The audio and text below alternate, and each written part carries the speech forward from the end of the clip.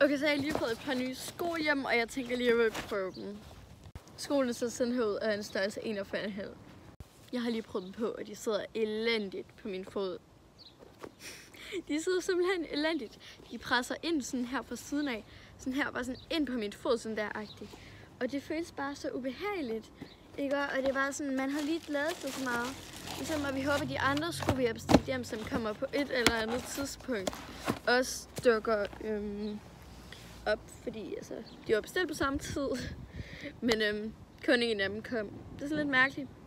Men de så virkelig elendigt, og de er bare slet ikke behagelige at gå i. Og en eller anden grund så svupper de, og jeg svupper ikke i dem her, og det synes jeg samme style som dem her.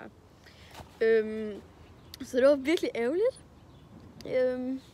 Men jeg tænker, at de skal returneres, så min mor lige har set mig med dem på, fordi hun er lige taget afsted. Ja, men hej hej, like for